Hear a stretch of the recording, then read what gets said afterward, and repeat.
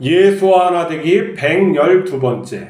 너희가 누구의 죄든지 사하면. 요한복음 20장 23절. 너희가 누구의 죄든지 사하면 사하여질 것이요 누구의 죄든지 그대로 두면 그대로 있으리라 하시니라. 부활하신 예수님께서는 제자들에게 아버지가 자신을 보낸 것처럼 나도 너희를 보낸다고 하십니다. 그들에게 성령을 주시며 사람의 죄를 사할 권세를 주십니다. 왜 예수님께서는 하나님의 권세인 죄사함을 제자들에게 주셨을까요? 초대교회 성도들은 공동체 앞에서 죄를 서로 고백하고 용서를 구했습니다.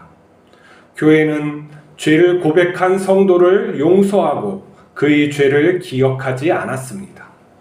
가톨릭 교회는 죄 사함이 무분별하게 행해지는 것을 우려해 신자가 사제에게 죄를 고백하게 했습니다. 개혁교회는 예수님을 믿는 자는 누구든지 하나님께 죄를 고백하면 용서받는다고 가르쳤습니다. 우리는 예수님을 믿고 죄를 회개하면 죄 사함을 받는다고 믿습니다. 하나님께서는 예수님을 따르는 자에게 성령을 주시며 죄를 다스리게 하셨습니다. 예수님을 따르는 자는 예수님을 대신해 세상에 하나님의 구원을 선포하는 자입니다. 그는 사람의 죄를 사할 권세도 있고 그냥 둘 권세도 있습니다. 이것은 하나님의 자녀됨의 권세입니다. 우리에게 죄 지은 자를 사하지 않는 것은 그를 심판하는 것입니다. 그러나 하나님께서는 우리가 사람의 죄를 사하길 원하십니다.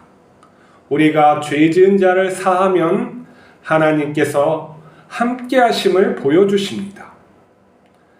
우리가 가족의 죄를 사하면 가족은 화목해집니다. 우리가 교회 공동체의 죄를 사하면 원망과 분노가 사라집니다. 우리가 세상 사람들의 죄를 사하면 사회가 하나님의 사랑으로 회복됩니다. 예수님께서 하나님 아버지를 믿고 세상을 사랑하셨듯 우리도 예수님을 따라 사랑해야 합니다. 죄를 사하는 것은 하나님의 권한이죠. 피조물에게 베푸시는 사랑입니다. 옛날 구약시대에는 죄를 지으면은 짐승을 잡아서 죄 지은 사람이 안수한 다음에 잡아서 번제로 태워서 용서함을 받았죠. 신약시대에서는 예수님께서 말씀으로 죄사함을 말해주셨어요. 근데 바리새인들은 예수님께서 죄사함을 말을 하자 저가 누구이기에 죄도 사하는가 했던 것이죠. 왜냐하면 하나님의 이 권한을 어떻게 사람이 할 수 있느냐 하는 거죠. 그래서 바리새인들은 예수님의 죄사함을 그것을 보고 분노를 느꼈죠. 근데 오늘 본문에 보니까 예수님께서는 이 죄사함의 권한을 누구에게 주시냐면 제자들에게 주시는 거죠. 이 제자들은 그것을 받고 죄를 사하는 권세가 있는 거예요. 하나님의 자녀됨의 권세라고 해요, 이것을. 근데 예수님께서는 이 권세를 왜 제자들에게 주셨을까요? 그것은 예수님의 일을 제자들이 하게 하기 위해서 주신 거예요.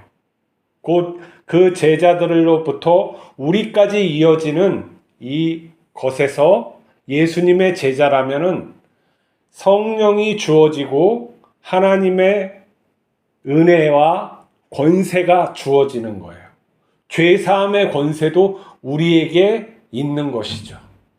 근데 이 죄사함의 권세를 무분별하게 할 수 있기 때문에 성직자만 옛날에 했던 거예요.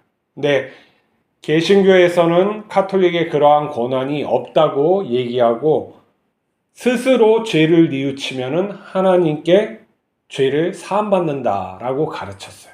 근데 성경의 본래적인 의미는 우리가 다른 사람의 죄를 사할 수 있는 권세가 주어졌다는 거예요. 이게 본래적인 더 의미예요. 근데 우리는 죄를 사하는 이것을 하고 있는지 안 하고 있는지 한번 봅시다. 개신교 안에서 교회에서 다른 사람의 죄를 우리가 사합니까? 사해 준다고 얘기하는 것이 있나요? 없죠. 그러면 우리는 스스로만 하나님께 죄를 사하고 있어요. 하지만 하나님은 우리에게 자녀됨의 권세를 통해서 다른 사람의 죄를 사하게 하셨어요. 그래야지만 죄가 없어지는 거예요.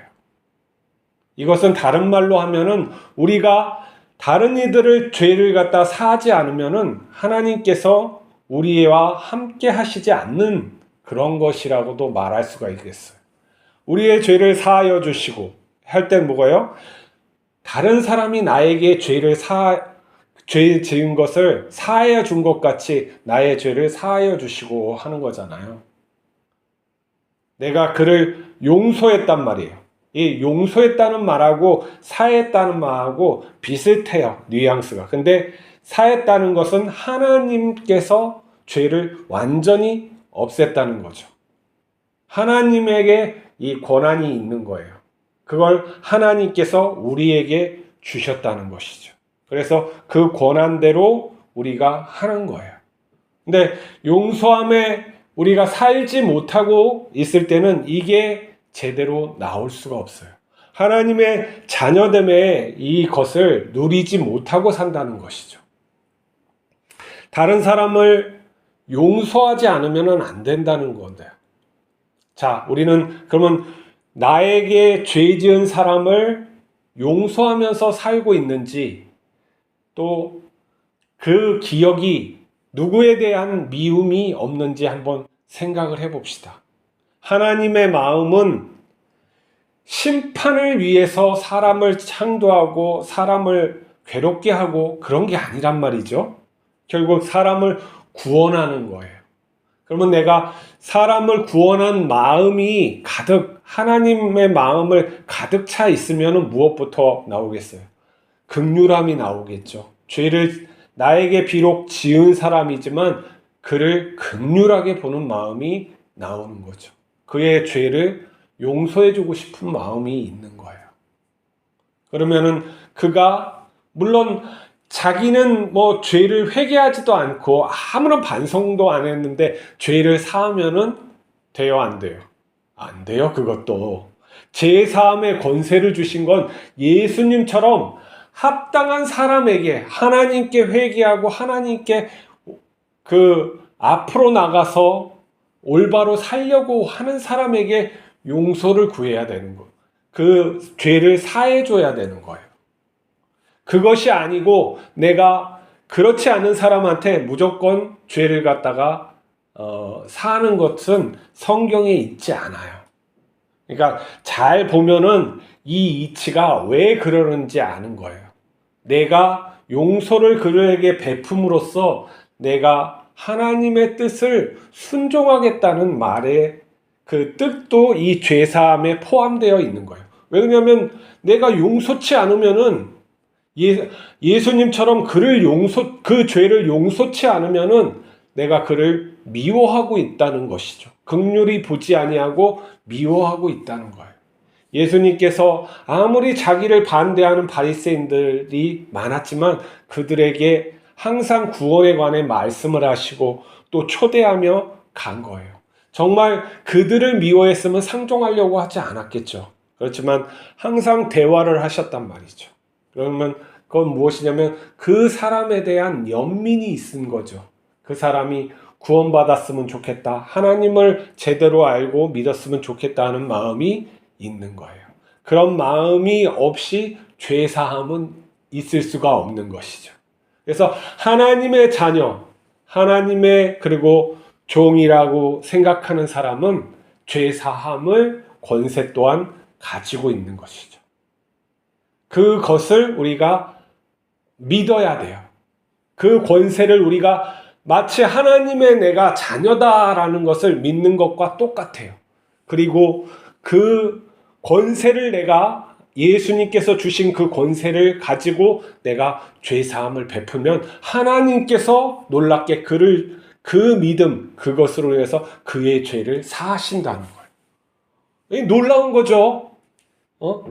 우리가 정말 그러한 죄사함의 마음을 품고 예수님처럼 그 죄사함의 마음을 품고 나에게 죄 지은 사람, 아니면 공동체에 죄 지은 사람, 그 사람, 그리고 사회에 죄 지은 사람을 내가 하나님 저의 죄를 사합니다, 이렇게 믿고 하면 하나님께서 죄를 사해 주신다는 거예요.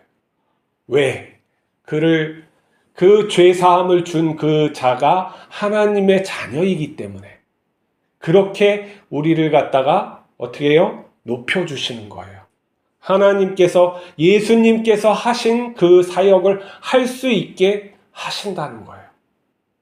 이것은 또 크게 확대해 보면은 그 하나님의 권세로 병도 치유할 수 있고 귀신도 쫓아낼 수 있는 그 권세가 우리에게 주어져 있다는 거예요. 내가 이것을 믿지 않으면, 예수님처럼 그 삶을 살지 않으면 내가 그걸 믿을 수도 없고 그것을 행할 수도 없겠죠. 곧 하나님의 자녀됨의 그 권세를 내가 믿지 못하고 살아가는 것과 똑같은 것이죠. 내가 그 하나님의 자녀됨의 권세를 믿으면은 선포하는 거예요. 어떻게? 믿음으로 선포하는 거예요. 죄를 사했다 선포하고, 또 귀신을 물리치고 예수 그리스도의 이름으로 그것을 행할 때 하나님께서 역사하시는 거죠. 하나님의 살아계심이 그 믿는 자들에게서 일어나는 것을 말하는 거예요. 이건 윤리도덕적인 그 수준에서 더 높은 믿음의 영역이 포함되어 있는 거예요. 그래서 우리가 죄사함의 권세를 주셨음을 믿는 자가 되어야 돼요. 그냥 목사나 하는 것이지, 신부가 하는 것이지, 아니면 제자들만 하는 것이지, 그렇게 하면 안 돼요. 하나님의 의도는 우리를 자녀로 만들어 주시는 거예요. 하나님의 뜻은 그 하나님의 자녀답게 이 세상을 살게끔 하시기 위해서 이 권한을 주신 거라고요. 이 권한이 우리에게 있음을 믿고 그렇게 행해야 돼요.